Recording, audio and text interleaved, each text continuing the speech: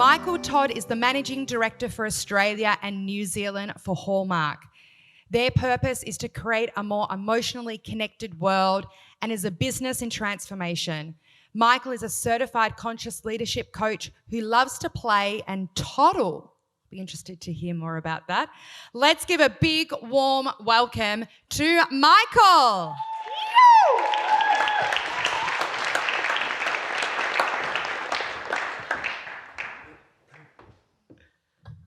Hello, Amrit. How are we, Michael? I'm very well.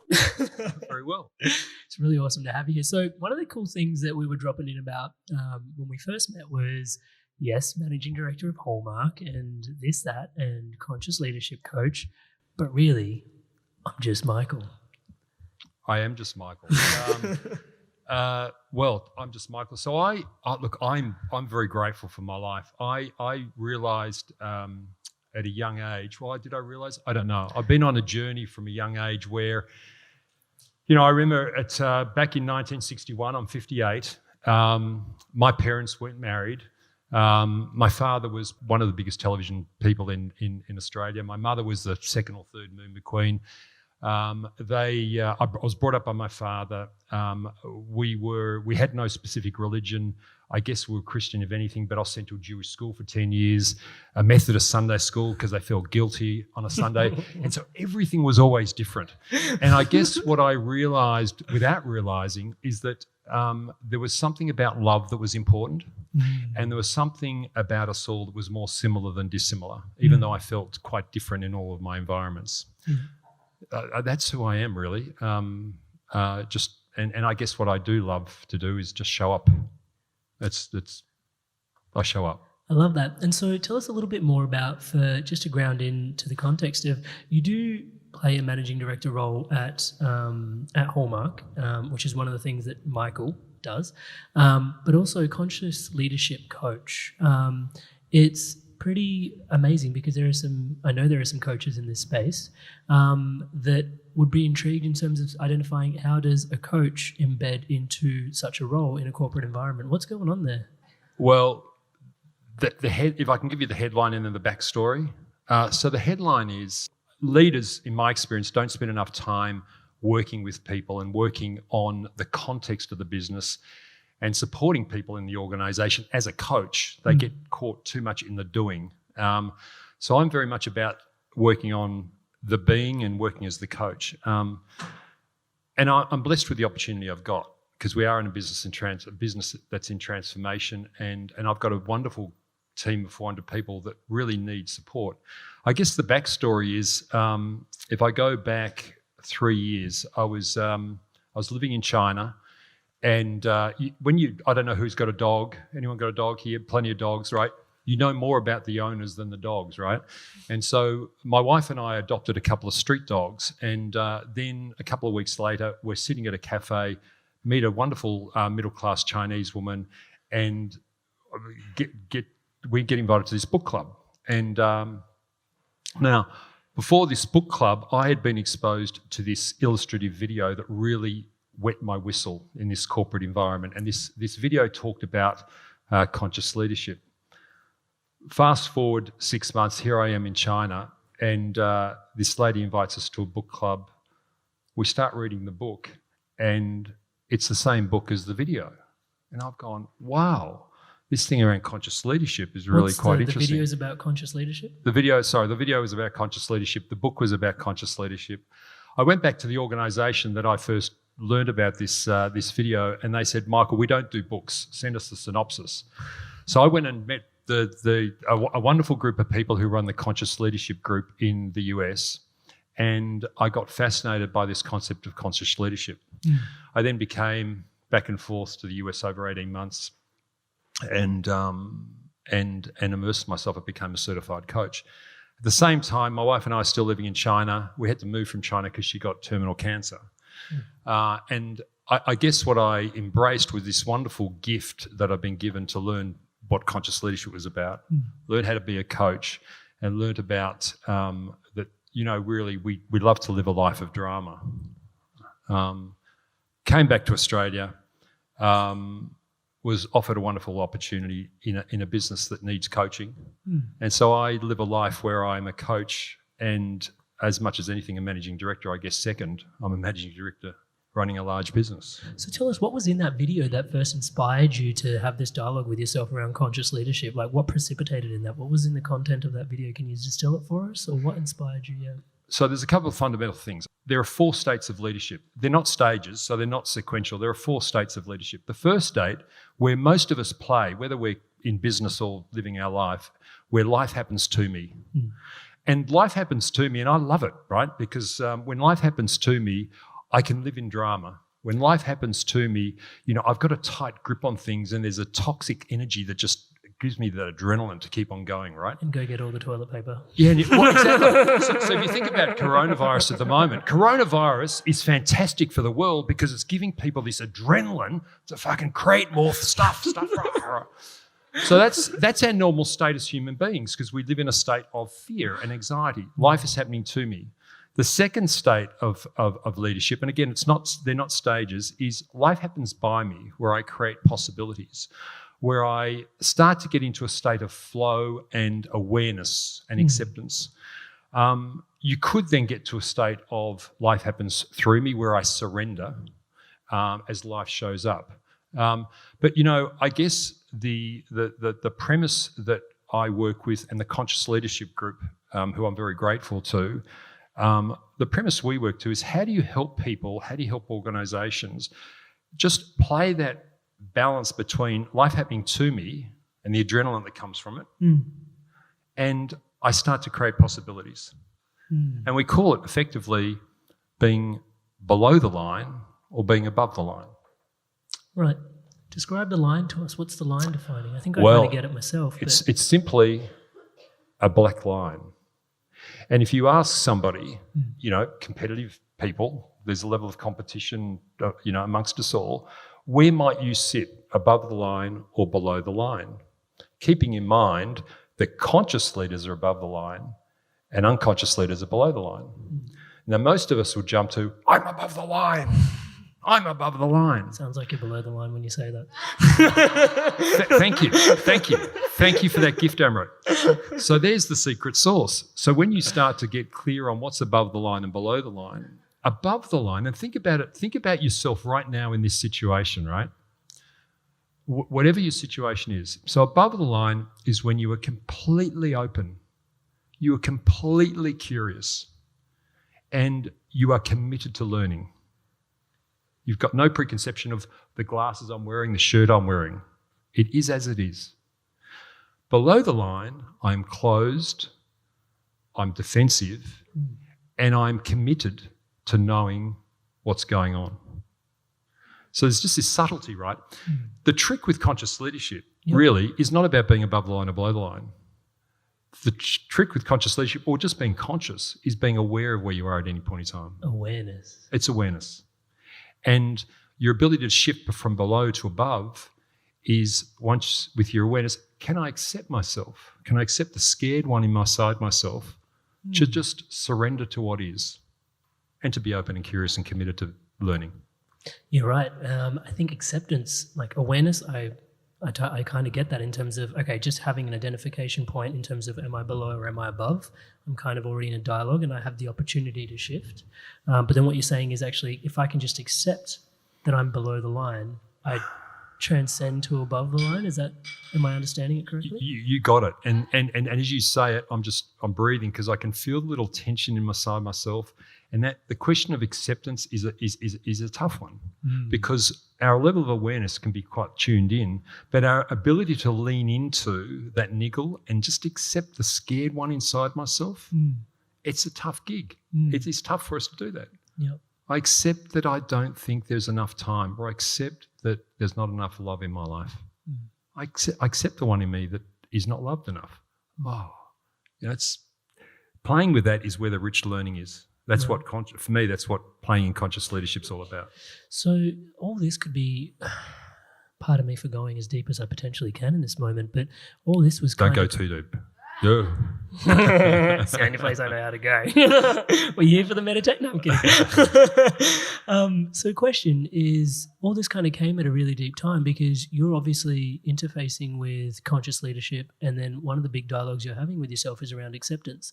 But then your wife's going through all this sort of stuff as well. Was that kind of a blessing to receive like this tool in order to support you through this journey at this time?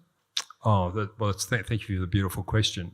My wife is such a great teacher to me, right? Because it is so intense. The learning for me is that, as we think about to me and by me, the biggest shift move between living a life that's happened to me versus creating possibilities is the one of 100% responsibility. Right. And 100% responsibility is being responsible for who you are, being responsible for the way you show up, and supporting others to be responsible for themselves. And so when I think about my wife and the pain that she's going through, and I make up a lot of stories about what she's going through. I don't really actually know what she's going through. But the learning for me is to take responsibility for creating space for her, create a safe container for her to learn and be with her experience. Right. And in a very loving way. It's all about love, right? I'm grateful for the meditation before, and as you asked for, is there something larger than you? For me, when I think about something that's bigger, I think it's quite simple. I think we're here to love. We're all here to love, and we're all to be loved. And so when it comes to her, create a safe container, be responsible for me, support her in responsibility with love. Wow, so that dropping into that love has helped you move into deeper levels of acceptance. Yeah. Amazing. Yeah. So one of the things when you're talking about extreme responsibility that was distilling for me is I recently had a conversation with Dr. Joe Vitale. Does anybody know Dr. Joe Vitale? Wrote The Secret? Yeah. The Ho'oponopono prayer, the I love you, thank you, please forgive me, I'm sorry. Okay. So he got that from going to this place in Hawaii where there was this, they were trying to, ex-cons, they were trying to rehabilitate, and people just weren't willing, like there weren't any doctors that were left that were willing to go support this clinic because it was just, they wrote it off basically. They just didn't want to help this community because it was just too hard for the doctors. And they found one particular person that was like, yep, I'm going to go. But the only way I'm going to go down there is if I get to do things my way. And they're like, well, we can't really get anyone to come, so please come along. And this individual, this doctor, his name I do know, but I've forgotten. He would look at the person's report, the ill person's report, and he would go through this exercise where he would just see that person's report and he would say to that person, I love you, thank you, please forgive me, I'm sorry. And it was this really existential, bizarre thing that given time, everybody left that clinic healed. He wasn't asking the people to say the mantra themselves. This doctor took complete responsibility, and when asked by Joe, what is going on, why are you conducting this thing where you're processing other people's stuff, journey, you're looking at them as a patient going, I love you, thank you, please forgive me, I'm sorry, what have you done? And his conversation was, I assume complete responsibility, which is that the fact that they're part of my sphere, they're part of my awareness, the fact that they've dropped into this moment is, I'm responsible for everything that comes across my path. I think one of the challenges we have is actually assuming such a great level of responsibility when we feel like so many things are outside of our control. But then I think that comes back to what you were saying, the different states, depending on where we're in. Is that right? Yeah. So that reminds me of many situations at work. So I think about how this translates back into work environment and being a coach as much as being an MD. I often don't think I'm working, right? It's quite incredible. I'm just supporting people as they come up with different things, and often, people come up, and Sandra's here. Sandra's our wonderful HR director, and hi, Sandra. And Sandra will come up with an issue, right? And my first observation is, what what's going on for Sandra right now, right? What's coming up for me in my energy state with respect to Sandra? And often you'll observe, and it's not just Sandra, it's 400 people, there's a level of drama. It's just recognizing the drama that exists and helping unpack that.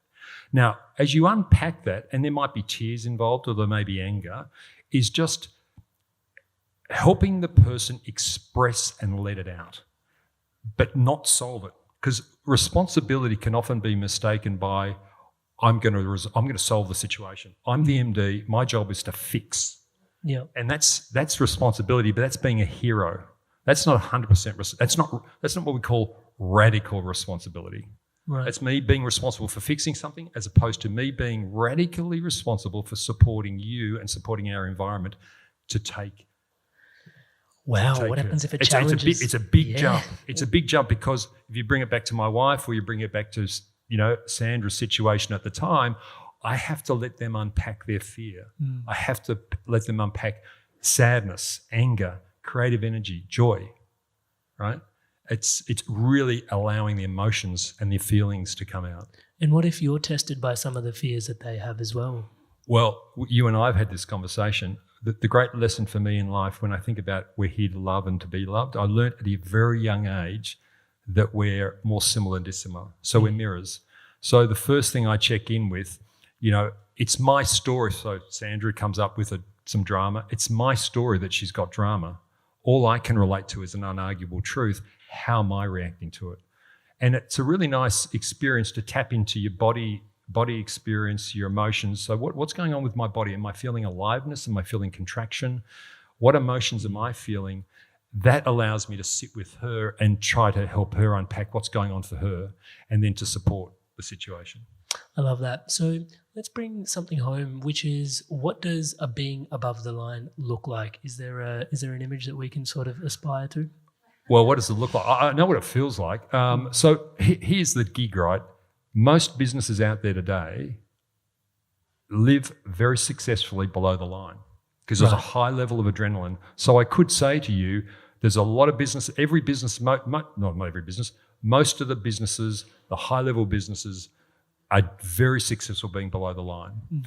The experience I have with companies or people that are above the line is there is more flow, there's more innovation, there's more curiosity, there's more love, there's more just openness to experience and exchange, more cooperation. That's what I feel like. Now, in terms of what I can imagine, and I see this in glimpses at work, I see sunshine, I see space, I hear laughter. And so those are the tenets that you believe are demonstrative of us being above the line as well. Yeah, correct. And I think that state, whilst the below the line state is very successful, I think the state of being above the line creates more possibilities and creates a more peaceful life where we're with our own truth.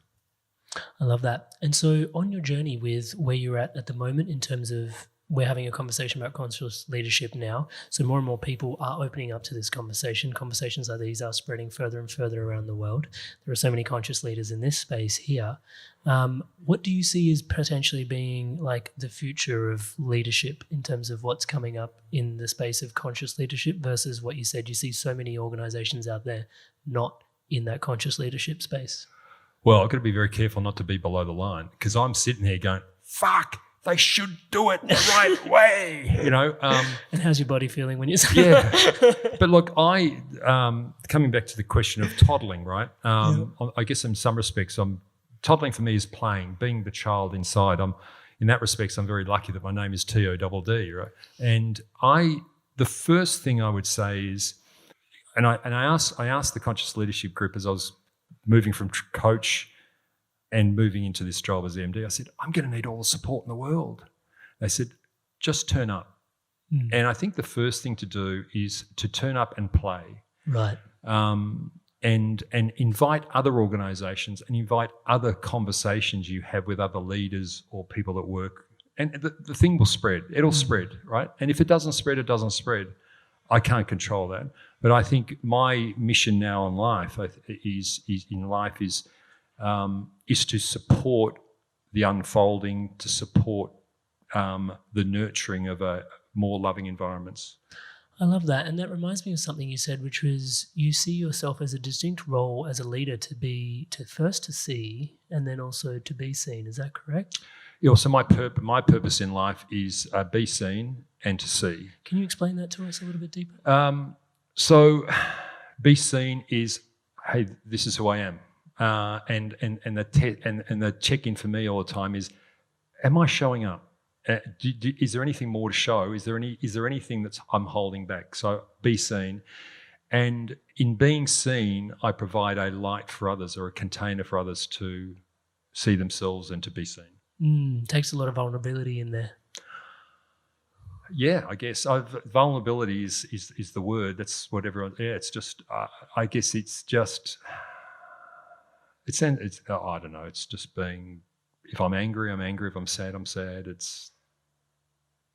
Yeah, vulnerability, I guess. Yeah, I love that. So one of the questions I've got, which is kind of not so. I'm just going to go ask it just because I feel compelled to, is. I'm very conscious of the fact that we've got two male leaders up here having a conversation about leadership. But then there's also this whole conversation what you're having is, when trying not to fix things because then you're not actually being as open as you can be. And I notice in myself, my natural inclination is to try and fix things left, right and centre, partially because I'm an engineer by qualification. So the hard hat and the spanner never really leaves you. But also because I feel like that is a very masculine approach to things. Like something's out, all right, cool, tighten that, fix that, put it back in its spot. But that approach of being open and being supportive to whatever's happening for that other person, for me feels like a very feminine thing, which is definitely something you can cultivate.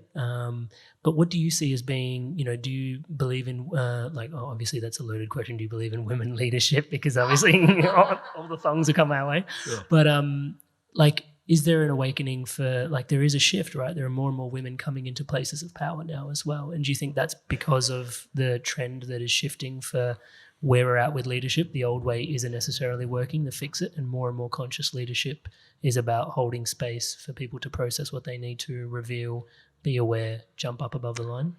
Well, it's an interesting question, and I guess I had a conversation with a beautiful woman who's in our business today. So first of all, I'd say we're very fortunate. 78% of our 400 people, we are not diverse. Actually, we've got 78% of our workforce are female, right? But what the curious question I had today with this wonderful partner of Sandra's and I in the business today is we spoke about not male versus female, which is, a measure of itself, but we spoke about masculine versus feminine. And I think, I don't know, we're playing around here, but I think the more we can lean into that and forget about, do I have a penis or do I have a vagina, right? Am I a man or a woman? And lean more into me as a man, really bringing out my feminine side, and supporting females to bring out their masculine side. And I think that's where some beauty is. And that conversation came up this week. Yeah. So it's a nice question. It's very timely. So we're going to play around with that. Who knows what it looks like? Let's see other what than just turning up as we are. Yeah. Thank you so much. Is there something that you want to share with us before we kind of tie out? Is there something pertinent that's burning? I would say let's not overthink it. Let's integrate with our hearts and our guts, our heads, our hearts, our guts, and our total soul, and just jump in and play. Because there's no right or wrong. It's a learning experience. And if anything, if there's one gift I could give, the journey I've had in the last 3 years, and I've never been happier in my life, regardless of what's going on, is just to be aware of the drama that we'd like to jump into and accept or not accept. No right or wrong. So yes. So look, I'm very grateful. I'd like to also thank Carly. I've known Carly for 3 weeks. And Carly there is something very magical about Carly, and I'm a big supporter of what you're trying to create here. And good on everyone for coming along. Thank you so much. And I would dare to say that there is another gift in that it's really a blessing just to witness your story and also just feel into the conversation that we're having. and the level you're having it at within such a potent global organization, it's really reassuring for a lot of the hearts and a lot of us in this space that such work is being done at such a level that it can infuse through to the places that we feel like sometimes are some of the darkest places, and potentially they're not. So thank you so much. Yeah, thank you, Amrit. Thank you.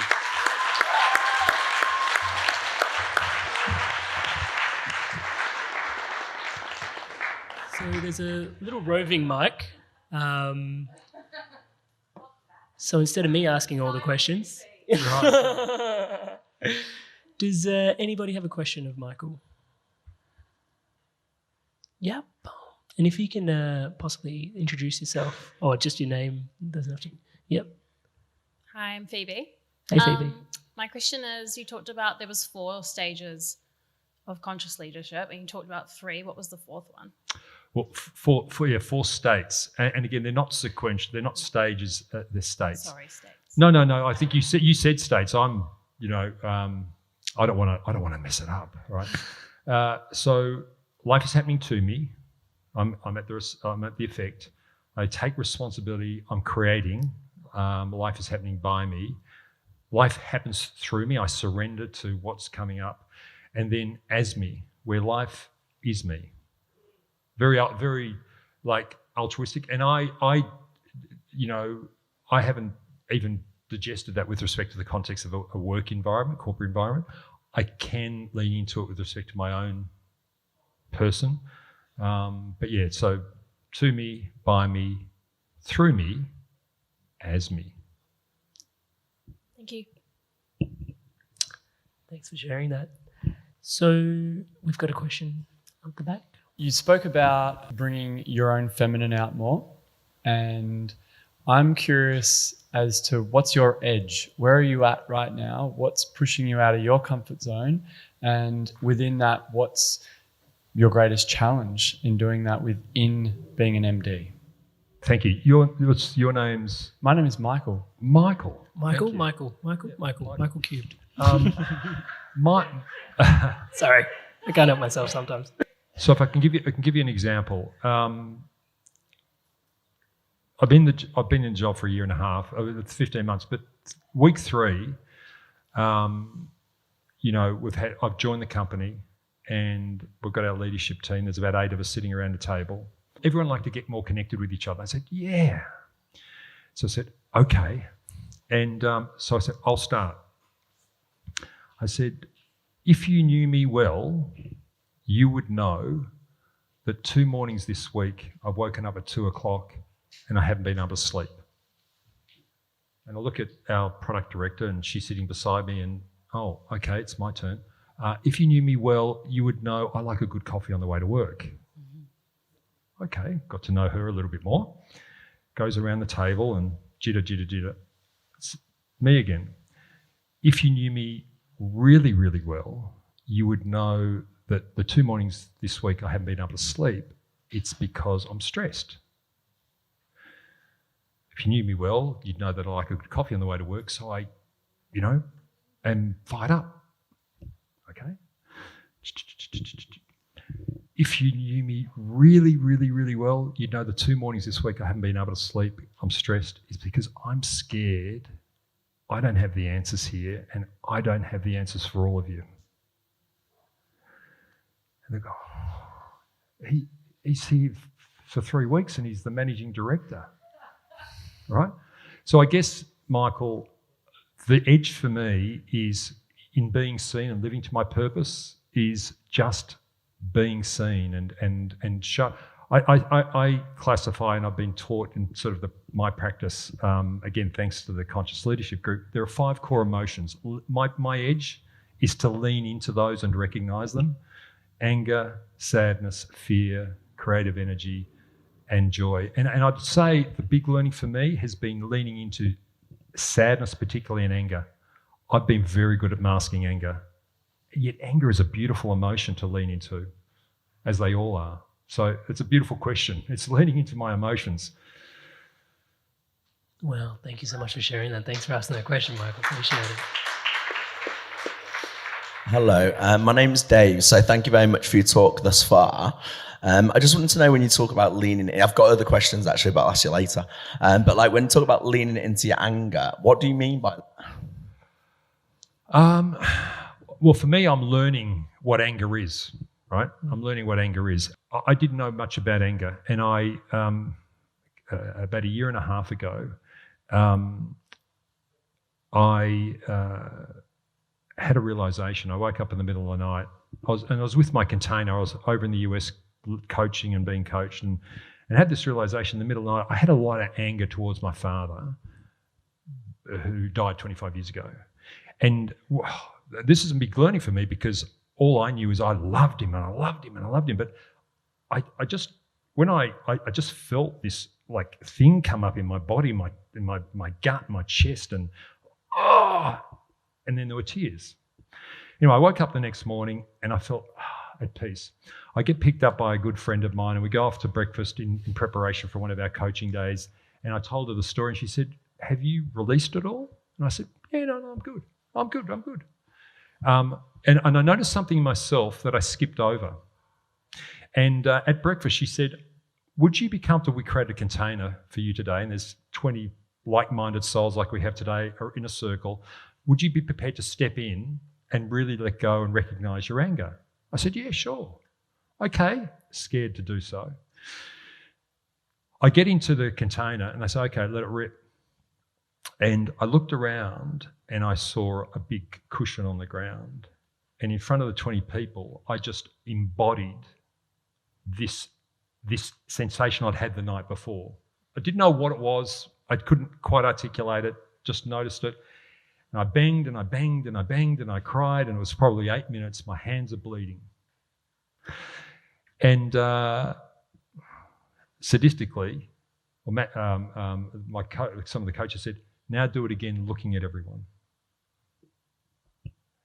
And with my hands bleeding and just banging and banging and looking and leaning into and just connecting with everyone, right? There was this level of acceptance showing up. So we had, fast forward a couple of years on, I'm here as the MD and I'm in a big collaborative space and I'm sitting with our warehouse manager, and he's a beautiful English, you from England? Yeah, so he's beautiful, just a beautiful soul and very engineer. And we're having this conversation, he's telling me something, and I thought, fuck, this is fucking happening again and again and again. I stood up and I roared.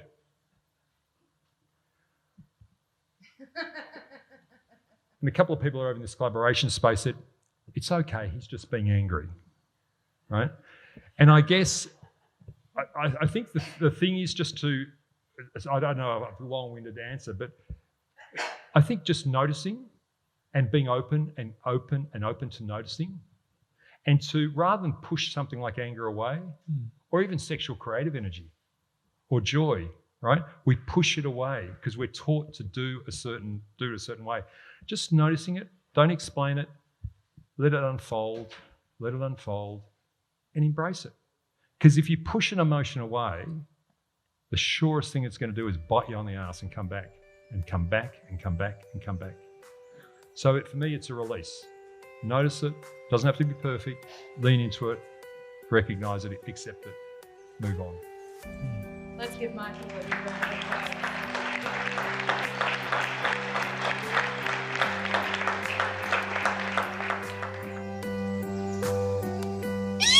Welcome back to the Inspired Evolution, and it is still an ongoing, a continuation. We're doing this again. Michael Todd, welcome back. Hi, Amrit. How are you? Oh, mate, I'm fantastic. Like I said, this is the treat. This is the highlight of my day. I get to sit back down with you, have another chat, another yarn. I have to say, we had a great little conversation. For those that are listening to this just in the audio, let me bridge what's going on. So you've just been listening to the first half of this episode, and it was recorded live at Get Hacked, and we had a live audience, had some live questions that you just heard answered as well. And now we're picking up the conversation just to go a little bit deeper, just so we can actually get more of the vibes. I think there was just a couple of stones left unturned. So we're actually got the opportunity to go there today. And some of the things that I really, really, really just loved yesterday was the conversation that we had about being above the line, below the line, and the conscious leadership.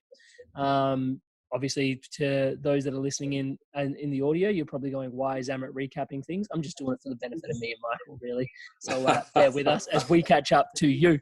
And the conversation around life can happen to me, by me, through me, and as me. And then, it was, there's just these different states that we can actually be engaging with life. But then in that, we can always come back to whether we are above or below the line and check in with our states. And the key was awareness. And then also the hack to, actually shifting yourself around the line is actually acceptance. So that was really, really, really powerful. But yesterday when we were talking offline, which I want to bring back online, Michael, was, when you're below the line, you talked about this drama triangle, which was really, really, really interesting. So introduce us to the drama triangle. Sure. Well, look, and with great passion.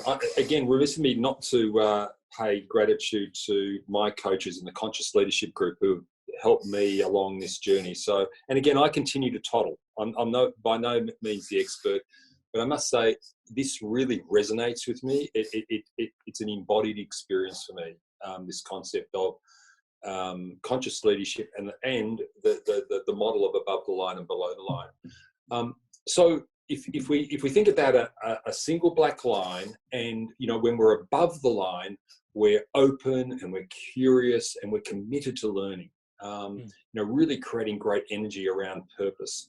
And then we're below the line, we're closed, we're defensive, and we're committed to it being right, to it being a certain way. Now, so when we're below the line, we talk about, unconscious leadership is not correct grammar, but we talk about being out of presence. Whereas above the line, we talk about being in presence, and where conscious leaders are. Now, when we tend to be below the line, we're living in a life of drama, an expectation that things should be a certain way, that I am the effect of something. I'm defending my patch. Now, the three states of drama, if you like, and we call it a drama triangle, is a hero. So I take on more than my fair share of responsibility. You're right. So this is one point of the triangle. One point of the triangle. Second point of the triangle, villain. I'm either blaming myself for a situation or blaming someone else. So, Amrit, we were late on our call today because you just got the calendar invite wrong, right? Right? Yeah. So I'm deferring responsibility here. Or there's victim. Oh my goodness, I can't believe this coronavirus. How the hell have we got to this situation? I'm out of control here. I can't buy food, right? I can't live my life because, of the way the government's managing the situation. And so we play around this circle, and we play around in the circle, most of the time not being aware of where we are on the drama triangle before we even think about acceptance. Now, here's just as a frame of reference, what does that triangle look like above the line? Right? Victim is the creator. Right. Villain is the coach. And hero is the coach. And then a villain is the challenger. Right? So you got coach, challenger, and creator, which are the opposites to victim, villain, and hero. Right. I love that. And so, because that was going to be my very next question is, I think we often identify with a hero actually being like the hero of a story. And when you would talk about conscious leadership, it would almost sound like, these are the heroes of society. But you're actually flipping that and saying, actually, we don't need heroes, because in order to have a hero, you have to have the drama triangle in play, which is involving a victim and a villain. Well, I think heroes are wonderful concepts, and I mean, I as a child, Superman and Batman, and I would still like to be seen somewhat as a hero and doing the right thing by society. But I guess it's where is it coming from?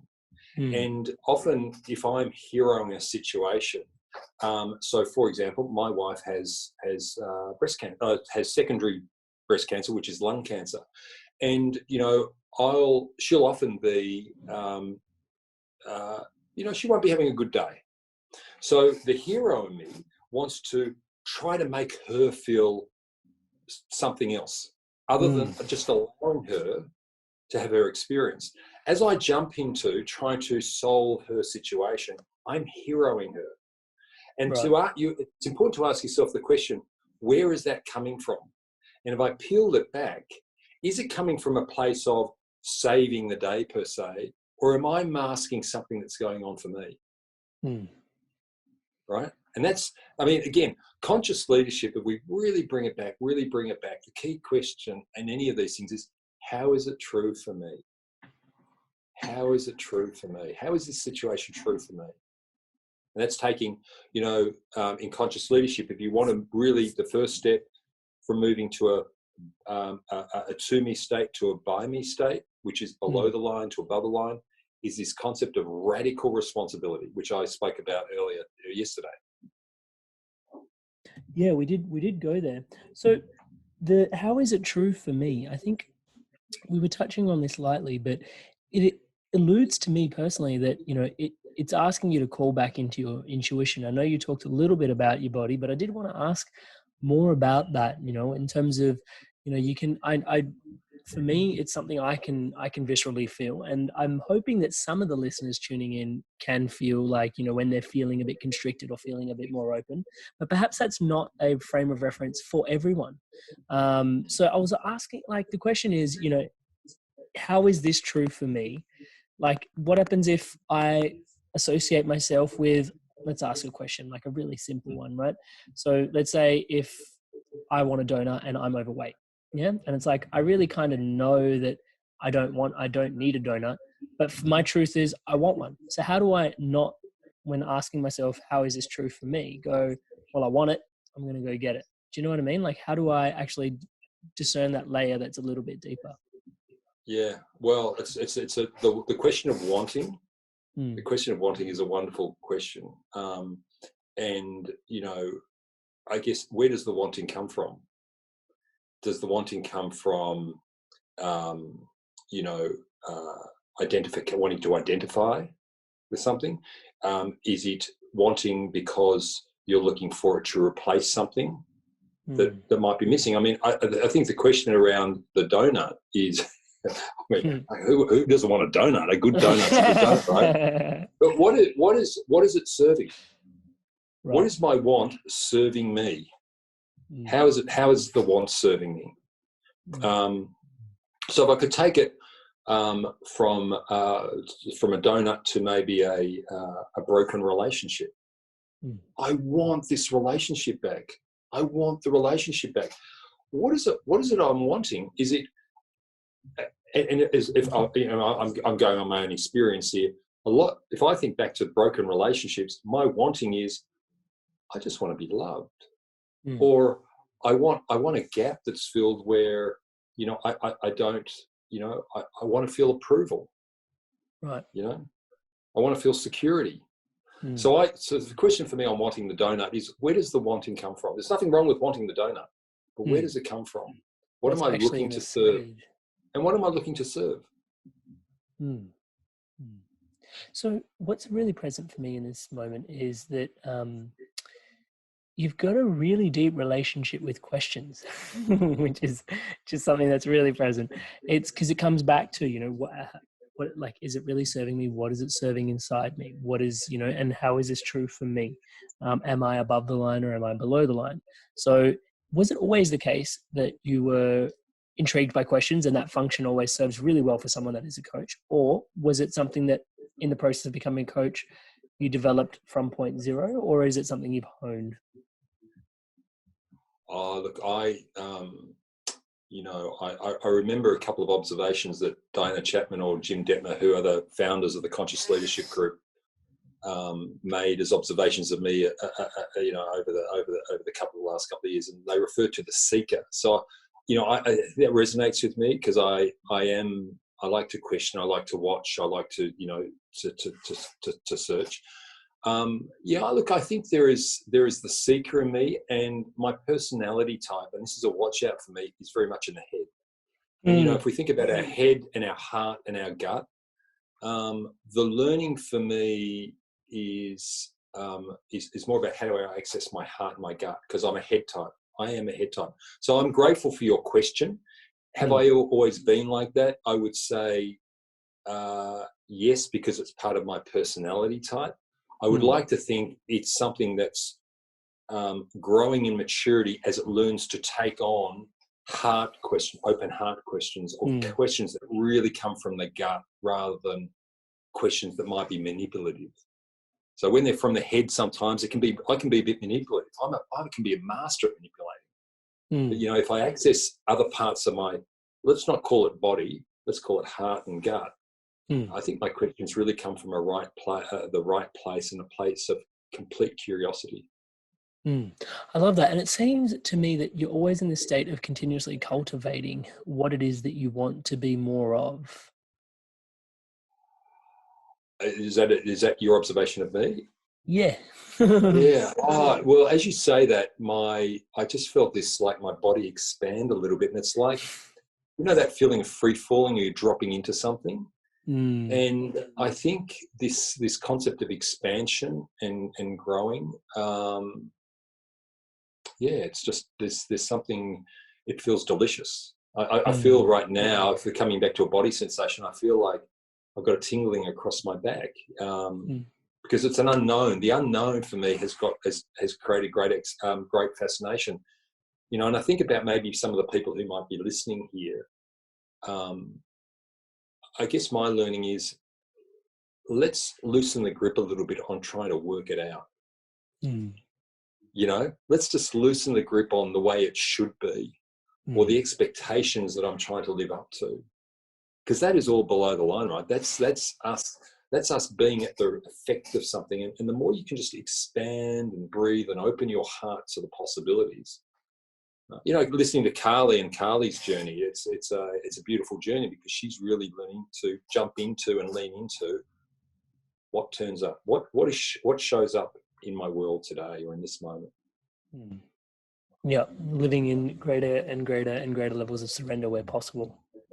Yeah, well, if I could throw something, just a little pop thought, you know, the greatest gift for me has been in my leadership journey has been the concept of presence, because my day is full of, and I think I shared this yesterday, I'm more the coach than an MD, and my day is full of people coming to ask me questions. Yeah. If I'm in my head, I try to over-intellectualize, I try to overthink it. But if I just sit there and drop into the present moment and ask myself, what wants to come up through me right now? Not about the past, not about the future. What makes sense? The clarity, the simplicity, and I think I experience the value or the servitude it is to the people around me who are asking the question is just like amazing.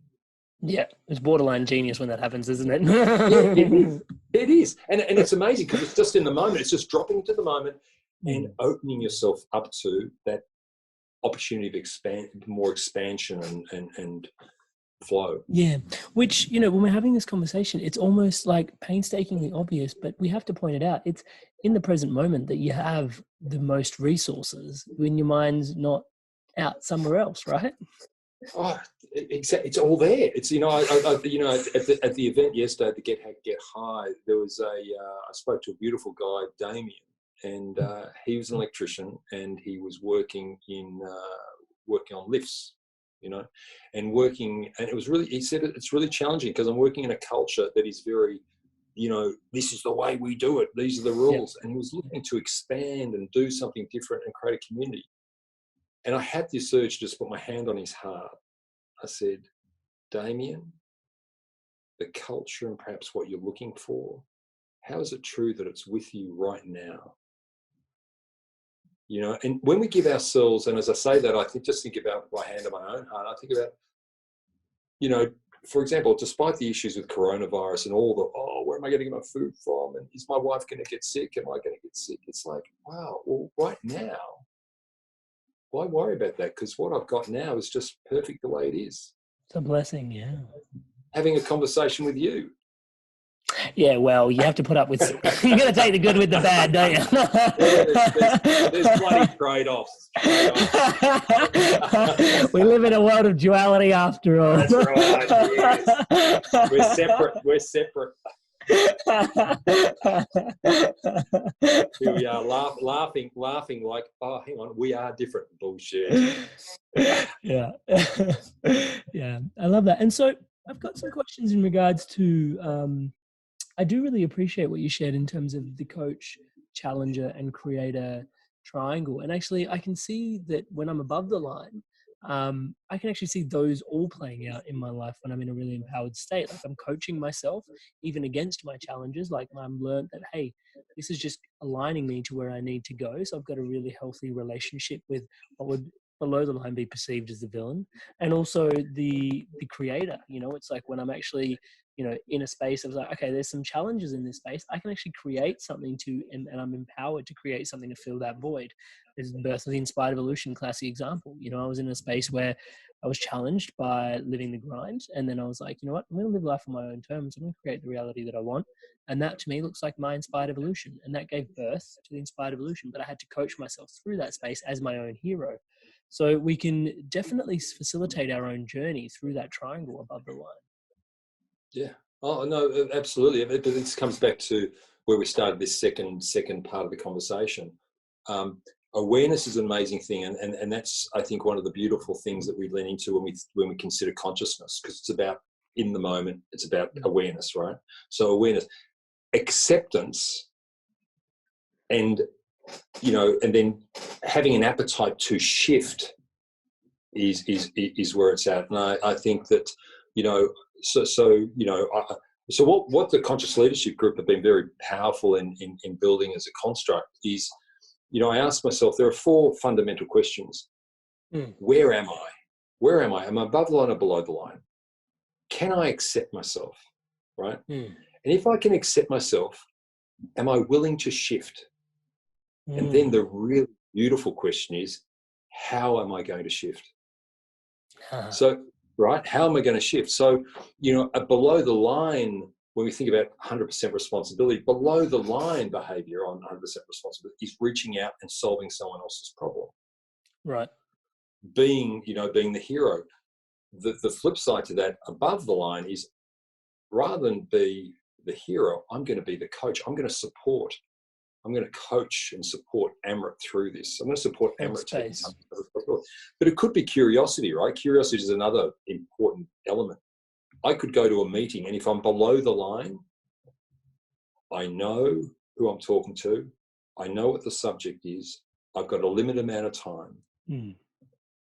If I flip that around and go, imagine going into every situation, Amrit, and not knowing anything. Right? Yep. That's a shift. That's a beautiful shift move to creating a higher level so much openness. Being above the line, being above the line. Yeah, it flips you to the being above. It gives you the opportunity to flip to being above the line. And so, can I ask you? I love that 4-step process. One of the points where I often find, or perhaps other people may also find that are tuning in that they struggle with, is what happens when you find yourself not wanting to shift. Yeah, wow, so much learning there. Play with the shit. Now, there's a couple of beautiful exercises you can run with, right? So one exercise might be, so I'm not willing to shift, right? I'm not willing to shift. I'm not willing to accept. You find yourself more stubborn than you think might be good for you, but you're still stubborn. Exactly. So a couple of areas of play. One area of play might be to do a persona interview. So we're made up of all these different personas, right? So there's a persona in me that really wants to do it right sometimes, and I call him Charlie the cop, right? Oh, okay. He loves the rules, and if you don't do it a certain way, I'm going to nail you, brother. Right? There might be another one that is Mickey Mouse, who always wants to be the clown, and just and I think once you start to appreciate your persona, and you recognize where the personas come from, where you learnt the persona from, what does the persona want most for Amrit or for Michael, and most importantly, what is the persona's essence? And as you put your arm around the persona, you start to appreciate that there's a gift the persona is giving, and there's a scared little one inside. And once you start to accommodate that, you get into a place where, maybe I can accept myself. Or another beautiful exercise is you do the recipe. All right. So the recipe, your issue might be the issue you have, you below the line, and I had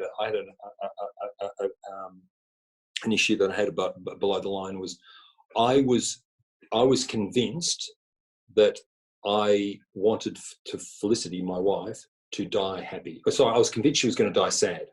I was developing an unconscious commitment to her dying sad. Wow. Right. And so I was given the exercise of write a recipe where you could convince anyone who knew someone who was dying that you had a recipe to help them make sure the other person was going to die sad. And when you spell that out and own what you're committed to, you start to realize, maybe I can start to accept the scared one in me. Maybe I can start to take ownership over what's going on here. So you don't have to accept, but you could. So coming back to your question, I want to move, but I'm not prepared to accept. Well, let's play around with that. Right. And go through these different experiments, interviewing the little different parts inside you that are, what's showing up, how they're showing up, what's the reason they're not winning the shift or not wanting to show up or play, and query that and just have some fun in your shit and just understand more about yourself because you're activating greater levels of awareness. Or the recipe is a really interesting one. The recipe is you basically go in and see what it is that's constituting the belief system that you're about to execute. Yeah, that's right. And the funny thing was when I wrote the recipe on how to make sure your partner dies sad, and I played it back to the 20 coaches that were around me at the time and Diana and Jim. Their challenge to me was, are you prepared to go back to Australia now? Because I did that in the US and share it with Felicity. And I got back to Australia. It took me 4 weeks to summon the courage to share it with Felicity. Yeah. And she normally find her lying back on bed with a reading a book or lying on the couch, always with her legs crossed. And I went up, got the courage 4 weeks later, and I said, "Can I read something to you?" And she said, "What?" I said, "How I'm committed. It's the recipe I would like to give someone. I'm committed to you dying sad." And so I read this out, and I had 34 points on the recipe. And I've got to tell you, I was emotional. I was emotional as I was reading this. I was crying. And her normal stoic self, she's just full of love, this beautiful woman. I've finished. She simply says, "Can I have a look at that piece of paper, the recipe?" And I gave it to her, and she looked at it, and she asked me 4 clarifying questions as if she was, as if she was the publisher of a book I was trying to release. And I'm expected. Anyway, she hands the piece of paper back and doesn't say anything. I said, "Are you going to say anything?" She says, "Why would I say anything? This is exactly what I would expect to come out of your mouth." So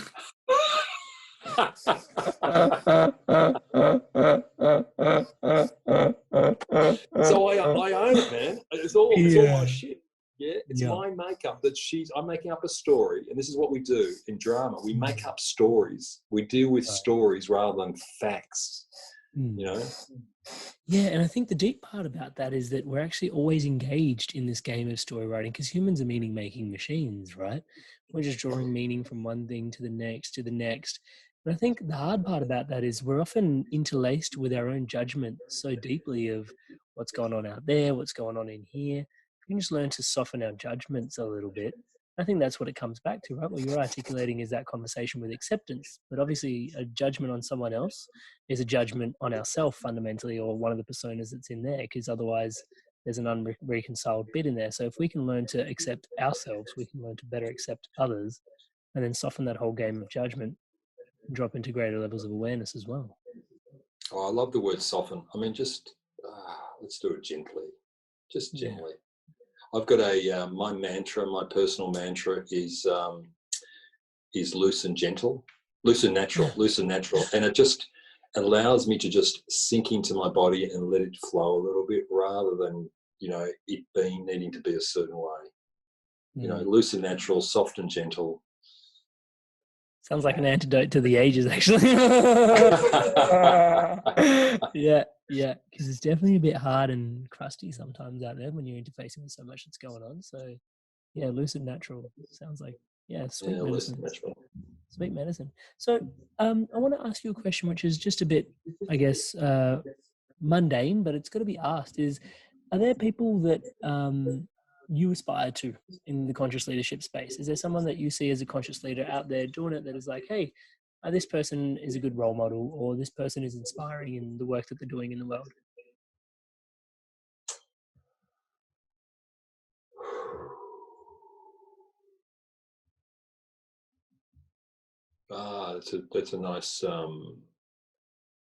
That's a nice question. Yeah, not off the top of my head. I think this. I see pockets. I see pockets. But in a typical, what I would say is in our, typically in the corporate setups that we and I operate in today, we are driven by results. And Yes. I think, look, I must say, and this is a plug, if you like, for Hallmark, I guess. Maybe it's close to home. And I remember, I would say my boss, the person I report to, is head of international. She has an amazing heart and capacity for love and caring. Cindy Mahoney. The standout for me would be a conversation I had with Don Hall, who's he's part of this third generation family that's started up this company. And the fascinating thing for me going into this role, because I've done this conscious leadership work and I get presented with the MD role at Hallmark, and I had to make a decision. And he asked me, so why would you join the company? I said, well, there's a place in the head. This is this transformation, and leadership is what I've done all my life in big corporates. But there's something about the heart here, and there's something about living to purpose and helping people connect. And so I asked him. I said, what do you think is this company's role in the world? He said, well, if companies like ours can't help people live a more connected life, then I don't know, what our purpose is. And I would say that there are, the Hall family are about love. They are about caring and making a difference in the world. But look, there are pockets. None of this is a perfect science. I think some of the work that Bill Gates does is extraordinary. Warren Buffett in his own way, they do extraordinary things. There is there are community workers who work, for NGOs. I mean, we met one of them yesterday at World Vision. Simone, I think Clyde, who presented from Salesforce. I think there are pockets, and I think our opportunity is to learn and co-create. Rather than being, for me at this point in time, examples. Yep. And I really appreciate what you're sharing there, is because I've, in my experience as well, often found that, there may not be inspiring leadership all the way right at the top, but like you said, there are people along the journey, which is they're just a couple of steps ahead, and it's like, or they're, you see an emerging leader and it's like, oh, wow, tomorrow's going to be great, and it's just, so you can see these little pockets. And, there is definitely people doing the work and creating the shifts within themselves to create the shifts without in the world that we're living in as well, which is really inspiring. That's it. I think that, yes, absolutely. There was this word, what is leadership, right? And I think that if we bring it back to ourselves and take responsibility into the I, we are all leaders.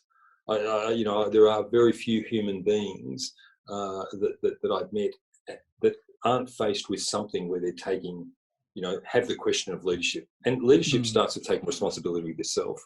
So I think, yes, there are all levels of these, all levels to aspire to, I guess, or there are many people you could aspire to.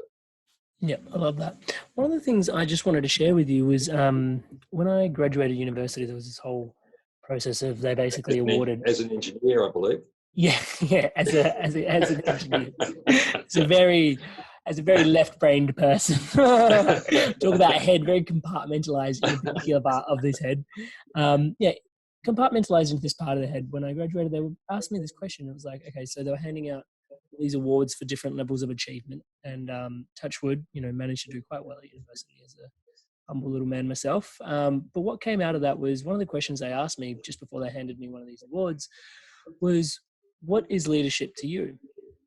And how do you see it shifting? And so one of the things that was really present for me was actually how I see it shifting is that previously we had the conversation around the leader and the manager were actually seen as the same person. So my manager was my leader. My manager was my leader.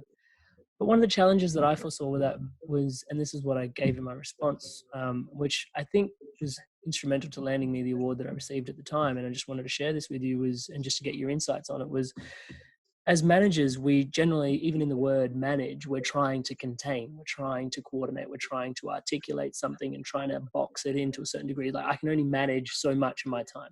I can only manage so much of Michael in the role that he's playing.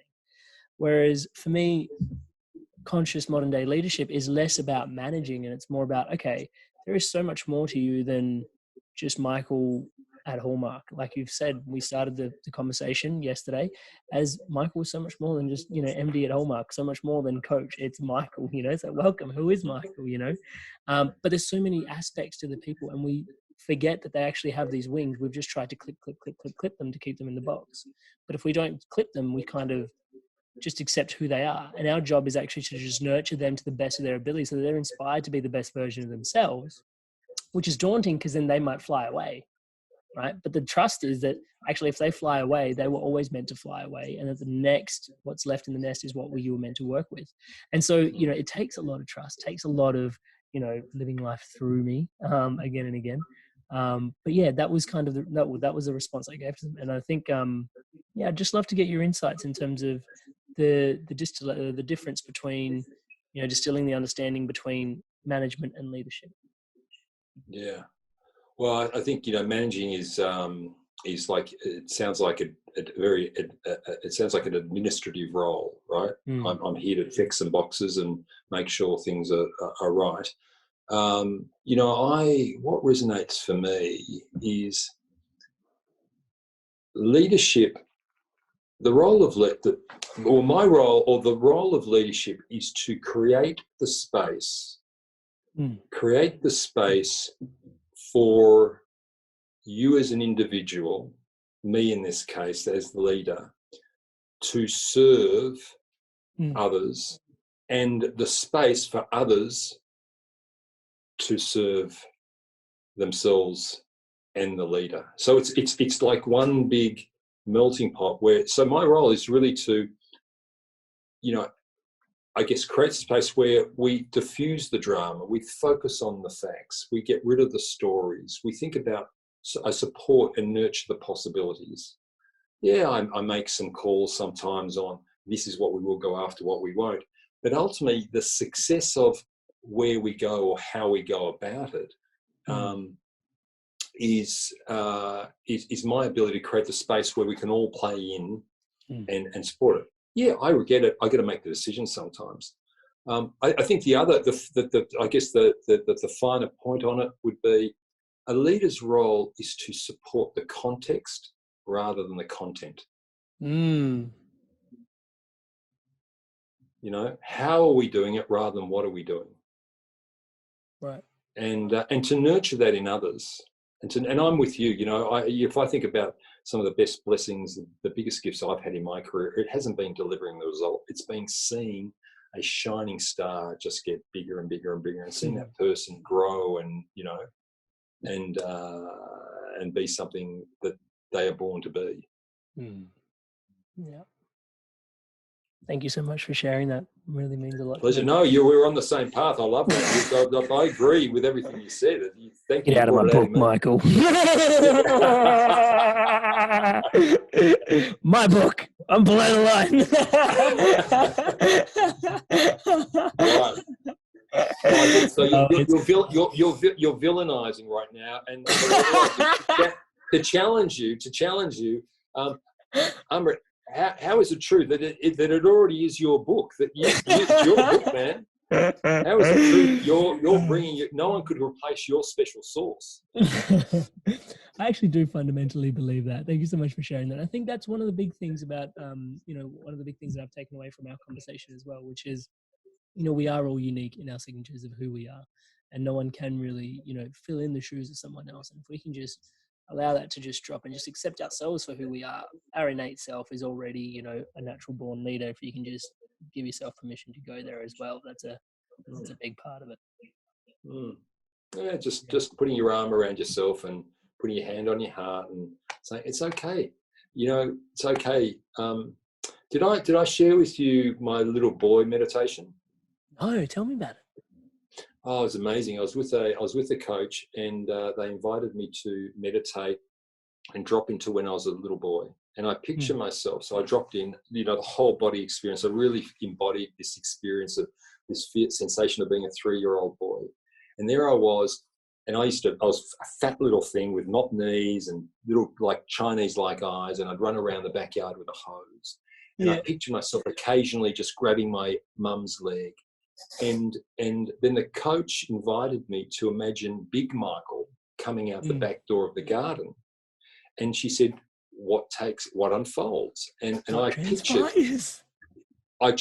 so I pictured little Michael, I would have been 2 foot tall, running over to Big Michael, who's about 6'3", and grabbing Big Michael and saying, hey, Big Michael, it's all okay. It's all okay. And I felt my heart just expand, right? And then I paused, and my coach said, so what's going on for you now? I said, the most amazing thing is Big Michael's now reaching over to little Michael and saying, hey, little Michael, it's all okay. And so we dip into that child inside. It's all there. It's all okay. Just put your arm around it, put your hand on your heart. It's there. Honor it. Honor the little one. Honor the one that toddles. The toddler. I think I'm gonna. What a note to leave it on. I love it. Well, that's why my surname's Todd. I guess. It's perfect. I love it when that happens. Like, I've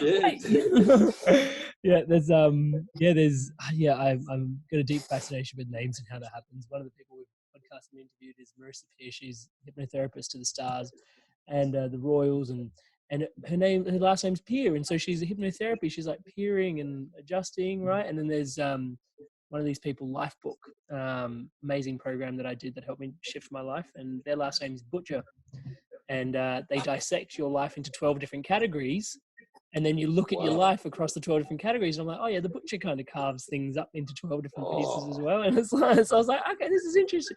Anyway, that's my little rabbit hole. I like it. But I'd want to tune in, for those that want to tune into your work more, or want to find out more about being above or below the line, or just conscious leadership in general. Is there a way to get in touch with you, or resources you'd recommend? What's the best way to go about this? Yeah, absolutely. So I'm certainly open. You contact me at michael.todd@hallmark.com or toddy26@gmail.com. More than happy to be of service. But I'd also, I think, the Conscious Leadership Group, they practice open sourcing, and they have some wonderful resources on conscious.is. And if there's an appetite to, participate in some of their virtual forums, or, forums they run in the US, or, to even think about getting a certification in conscious leadership as a coach. Beautiful resources, great people. So conscious.is, or you can reach me by email, and I'm more than happy to have a chat and support. Amazing. And if you're anything like me, you'll be taking them up on that, because I love these chats. Well, Amrit, can I just in terms of an appreciation for you, a one breath appreciation for you, I love your energy, your smile, and those beautiful, big, black eyes of yours. We talked about this, mate. You're married. You can't go there. It's pretty lofty above the line when you're that open. Anything doesn't. Whatever comes up for you, whatever stirs for you. All right, I love you so much, Michael. Really appreciate it. And thank you for all the time and energy yesterday, today, throughout the course of the week. And obviously, I know that it's not just, a day's work in showing up for the podcast interview as well. I know it takes a whole lifetime of work to put into yourself, to go through your story, your journey, your unpacking of, and I think just the amount of grace with which you distill all your awarenesses is really profound in itself for us to realize that there is, work that we can do on ourselves to really come to be so aware of ourselves, and then how that can actually impact our relationship with the world, that we can actually step into the leaders we want to be. So I really want to thank you for your time and energy and showing up and all that with us. Thank you, Amrit. Toddling with us. Toddling. Okay, buddy. I love you. See ya. Thanks, bro. Thank you guys so much for tuning in to the Love of the Inspired Evolution and sharing the love of the Inspired Evolution. If you feel like this content has supported you or may support anyone else that may resonate with the content of it, please share away and share the love around. Thank you guys so much. And to stay up to date on whatever's coming out with the Inspired Evolution, please subscribe. There's all these links in the bio for you to tune into the episodes and all these different platforms, just so that message can get to you and your loved ones. Thank you so much for all your love and support. Stay inspired to evolve.